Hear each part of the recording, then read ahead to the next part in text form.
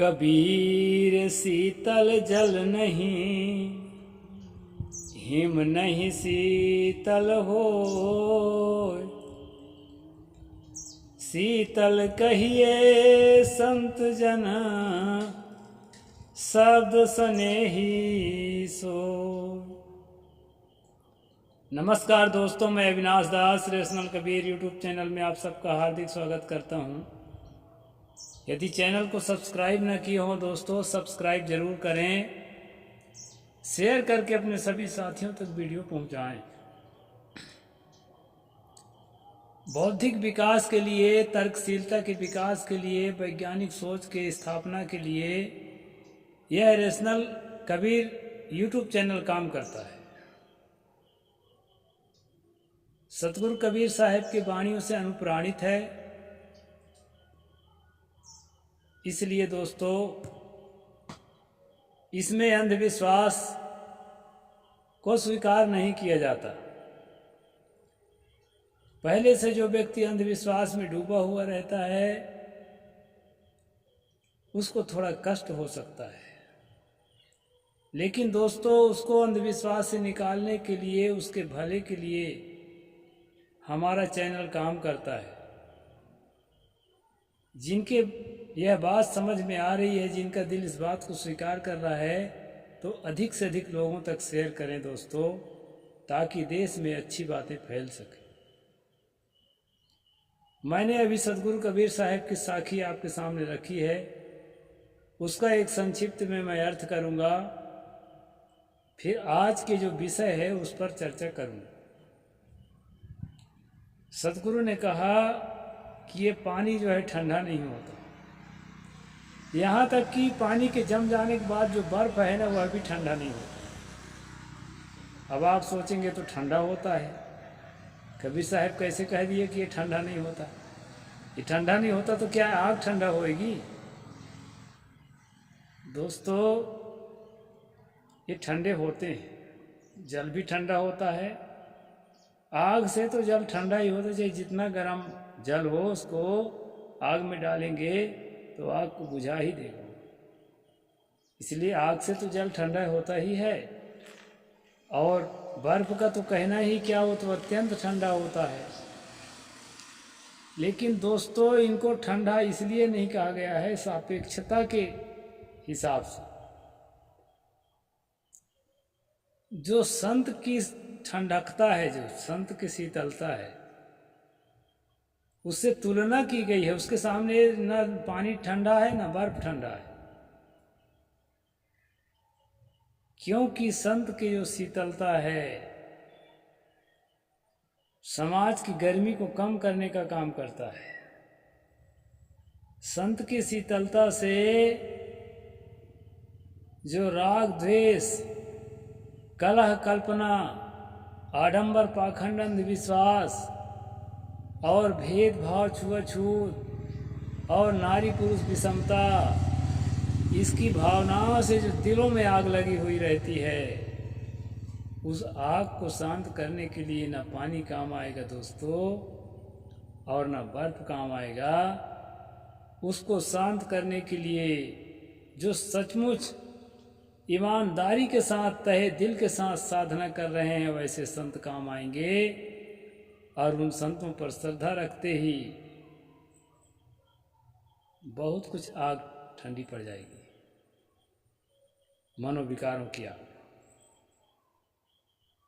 अब इन मनोविकारों की आग को ठंडा करने के बाद आपका जीवन अमृत हो जाता है, समाज के लिए उपयोगी हो जाता है। तो इसका उपयोग आप किस तरह करते हैं, ये आप पर निर्भर है। साथियों, मैं यही कहने जा रहा हूँ, आज संत कहलाने वाले लोग, साधु महात्मा कहलाने वाले लोग क्या ऐसा ही काम करते हैं? आपने देखा होगा दोस्तों, घोर अंधविश्वासी, घोर पाखंडी, कोई पर्चा निकालता है, कोई झाड़ फूंक करके आशीर्वाद देता है, आशीर्वाद से किसी का दुख दूर करता है, किसी को बिना पढ़ा हुआ बच्चों को परीक्षा में पास होने का झांसा देता है, किसी को मुकदमा में विजय होने का झांसा देता है, किसी के जीवन में अनिष्ट हो गया है उससे अपने मंत्र के द्वारा, अपने अदृश्य शक्ति के द्वारा मुक्ति दिलाने का झांसा देता है। दोस्तों, जैसे खेत में खरपतवार जग जाते हैं, खरपतवार उगते हैं, धान में गेहूं में घास उग जाते हैं जो अनवांटेड होते हैं, इसी प्रकार दोस्तों संत समाज में जो अनवांटेड होते हैं, जो खरपतवार होते हैं, उसको आप समझ नहीं पाते क्योंकि वो बहुत आकर्षक लगते हैं। हिरण्मयेन पात्रेण सत्यशापिहितं मुखम तत्त्वं पूषन् पावृणु सत्य धर्माय दृष्टये। यह जो एक उपनिषद का सूत्र है, उसमें कहा है कि सोने के जैसे चमकते हुए बर्तन से सत्य का मुख ढका हुआ है। ऐ सत्य के जिज्ञासी, सूर्य के समान ज्ञानवान चेतन मानव, उस सत्य धर्म के दर्शन के लिए उस सोने के जैसे चमकते हुए पात्र को हटा दे। दोस्तों, जिस पर्दा से ढका हुआ है सत्य, जिस पर्दा से वह शीतलता ढकी हुई है, वो पर्दा जो है अत्यंत आकर्षक है, सोने के जैसे चमकता हुआ पर्दा है। वह बर्तन है जिससे ढका हुआ है सत्य का मुख। इसलिए जनता भटक रही है अध्यात्म के नाम से, संत के नाम से, साधना के नाम से। दोस्तों, इसी प्रकार मान्यताओं में जकड़ी हुई जनता भटक रही है। उसको राह बताने वाले ही गुमराह हैं, राह कौन बताए। इसलिए रेशनल कबीर यूट्यूब चैनल मन के मैल को उतारने के लिए, साधना के सहज अवस्था तक पहुंचाने के लिए क्रिएट किया गया है। दोस्तों, जनहित में क्रिएट किया गया है। इसमें हमारी कोई भलाई नहीं है, यह भी बता दूं। यूट्यूब से बहुत लोगों को पैसा मिलता है। मेरे देखने वाले व्यू इतना कम होते हैं कि आज तक 1 रुपया मैंने इससे नहीं कमाया है, बल्कि अपना समय और अपना जो है शक्ति इसमें लगाता हूँ, केवल और केवल जनहित की भावना को लेकर के। लेकिन देखने वाले कम हैं, तड़क भड़क मेरे वीडियो में है नहीं, तो कहाँ से पैसा मिले। और पैसा मिलता है दोस्तों, पैसा के लिए मैं अपना उद्यम करता हूँ, उसमें पैसा कमा के अपना जीवन जीता हूँ। अभी तक यूट्यूब से मुझे 1 रुपया नहीं मिला है, और शायद फ्यूचर में मिले कि ना मिले मैं इसको नहीं जानता। खास उद्देश्य है दोस्तों, हमारे मन में जो मूर्छा है, जो अंधविश्वास का जो जकड़न है, अंधविश्वास में जो जकड़े हुए हैं, बंधे हुए हैं, उससे हम कैसे निकलें, अपने को, समाज को, देश को, दुनिया को उस अंधेरे से बाहर कैसे निकालें। ये रेशनल कबीर यूट्यूब चैनल का उद्देश्य है। आज मैं विषय लेकर आया हूँ दोस्तों, शीतला। इसलिए शीतल शब्द को लेकर के मैंने चर्चा की। यहाँ देहात में देखेंगे, गांव गांव में, घर घर में, खासकर तालाबों के किनारे में एक देवी की स्थापना करते हैं, उसको शीतला माता बोलते हैं। दोस्तों, शीतल शब्द का अर्थ होता है ठंडा, और उसमें शीतल में आ की मात्रा जोड़ करके शीतला बनाया जाता है। आप मनु के जो नामकरण वाला प्रसंग है, वहाँ स्त्रियों के नाम देखेंगे, उसमें उन्होंने निर्देश किया है कि महिलाओं के नाम में दीर्घ मात्रा आखिरी में रखना चाहिए। तो शीतल और शीतला का एक ही अर्थ है, वो स्त्रीलिंग शब्द है, महिलाओं के लिए प्रयुक्त होने वाला। तो साथियों, ऐसा क्या हुआ कि उसको शीतला नाम रखे? पहले एक भयंकर बीमारी होती थी दोस्तों, मैं भी देखा हूँ छोटेपन में, उसको कहते हैं चेचक की बीमारी या स्मॉल पॉक्स की बीमारी। और ग्रामीण अंचल में आज भी उसको यदा कदा कहीं हो गया तो माता दाई आई है, ऐसा कहते हैं दोस्तों। उस बीमारी की पहले दवा नहीं थी, उसके वैक्सीन भी नहीं निकाले गए थे। उस टाइम में दोस्तों बस्ती के बस्ती, गांव के गांव बीमार हो जाए और तड़प तड़प करके कोई मर जाता था, कोई बचता था तो ये चेहरे में तमाम गड्ढे गड्ढे हो जाते थे। माता गोदल बोलते हैं उस गड्ढे को। देहात में आपके यहाँ जो भी बोलते हों, आप कमेंट सेक्शन में लिख कर मुझे बताना। तो इतने भयंकर बीमारी जिसके वैद्य डॉक्टरों के पास भी दवा नहीं, जनता त्रस्त होती थी। तो धार्मिक लोगों ने दिमाग में थोपना शुरू किया कि ये माता दाई का प्रकोप है, ये माता दाई का प्रकोप है, ये पूजा करो, ये कर्मकांड करो, इस तरह से मंदिर बनाओ, तब जाके वो प्रकोप जो है माता का गुस्सा ठंडा होएगा। अब गुस्सा किस लिए हुआ है?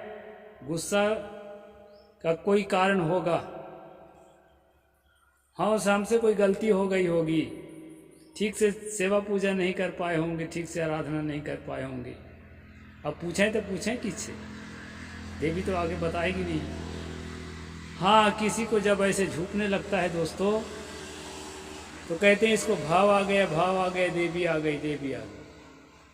उससे पूछते हैं तो उस समय उसके दिमाग में जो आता है बता देता है कि तुमने बकरा नहीं चढ़ाया है, कि तुमने मुर्गा नहीं चढ़ाया है देवी को, कि दारू नहीं चढ़ाया है तुम देवी को। देहात में अभी भी ये होता है, मजाक मत समझने मेरी बात। तो फिर वो बकरा, मुर्गा और दारू देवी को अर्पित करवाता है। इसके बाद दोस्तों देवी क्या खाएगी? वही लोग खाते हैं, झूठने वाले सब मिलके,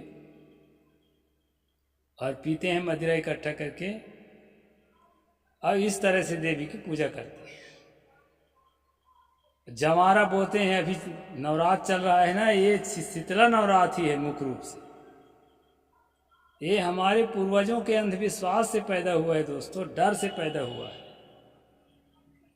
तब तक लोगों को मालूम ही नहीं था कि ये कोई बीमारी है, वो तो यही सोचते थे कि देवी का प्रकोप है। अब इससे जो है पंडा बाबा ही बचा सकते हैं।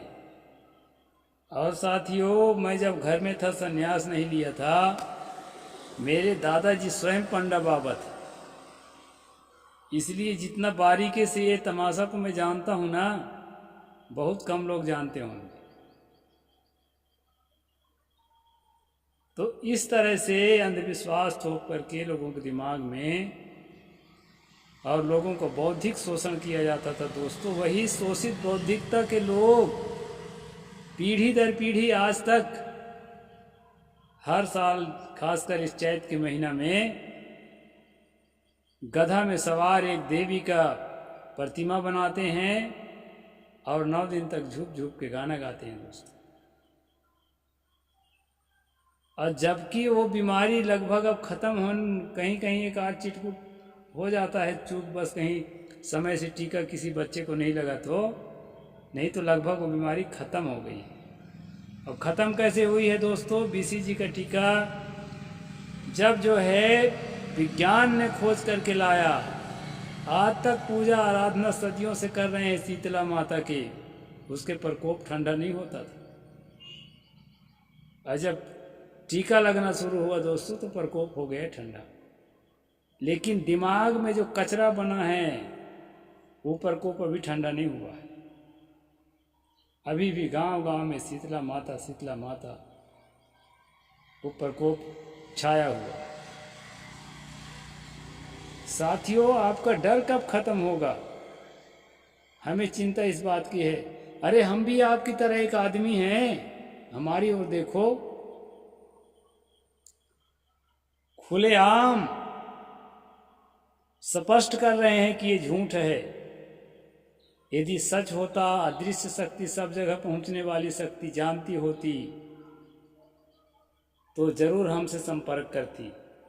यह नहीं संपर्क कर सकती है, हमसे डरती है तो कोई बात नहीं, अदृश्य रूप में प्रभाव डाल के हमको चेचक होवा देती, शीतला माता होवा देती, कुछ तो करती। लेकिन एक बाल भी बांका नहीं कर पा रही है। इसको देखकर तो समझो कि उसमें सच्चाई नहीं है, झूठाई है। हमारे पुरखे पढ़े लिखे नहीं थे तो ढो रहे थे, और आप भी पीढ़ी दर पीढ़ी गाना गा गा के, बजा बजा के ढो रहे हैं। तो समझ लीजिए दोस्तों, अपनी पीढ़ियों को जहर दे रहे हैं, विज्ञान से दूर कर रहे हैं। असली शीतलता को समझिए। ये कोई शीतला मितला से कोई शीतलता नहीं आएगी। शीतलता आएगी आपके मनोविकारों के शांत होने से, आपके अंदर के अंधविश्वास के मिटने से। और ये काम संतों से ही होगा। संत भी ईमानदार और सच्चा हो तो, पैसे के लिए संतगिरी न करता हो तो, ऐसे संत की संगत करके दोस्तों, ये शीतला मितला क्या क्या दिमाग में कचरा बना रखे हैं, इसको निकाल करके एकदम पवित्र हो जाओ। और यही पवित्रता आपकी सहज अवस्था तक ले जाएगी। और जीवन भर अपवित्र रहेंगे, अंधविश्वास में डूबे रहेंगे, बुराइयों में डूबे रहेंगे, नशापान में डूबे रहेंगे, गंदे व्यवहार में डूबे रहेंगे, गंदी भावनाओं में डूबे रहेंगे। सहज अवस्था इस दुर्लभ जीवन को खत्म कर देंगे, लेकिन उस सहज अवस्था का जो सुख है उसको नहीं पाएंगे दोस्तों। निर्वाण का जो सुख है उसको नहीं पाएंगे। जबकि सर्व सुलभ और सहज है, वहाँ तक पहुँचना, उसके लिए सिर्फ आपको अंधविश्वास से अपना नाता तोड़ना है, भय से अपना नाता तोड़ना है, मनोविकारों से अपने आप को मुक्त करना है। एक संत का सहारा लेकर, गुरु की दया, साधु की संगति निकल आवे ही द्वार, और कोई द्वार नहीं है। इसलिए दोस्तों, इस रास्ते को जरूर अपनाएं, और तर्कशीलता का रास्ता अपना करके, वैज्ञानिक सोच का अपना करके रास्ता खुद को और अपने परिवार को, अपने पड़ोस को, अपने समाज को, अपने देश को और पूरी दुनिया को सही रास्ता में ले जाने के रास्ते पर मेरे साथ आएं और वीडियो को और लोगों तक पहुंचाएं। मैं इतना ही आज बोलूँगा। साहिब बंदगी, जय जोहार, जय भीम, जय भारत, नमो बुद्धाय।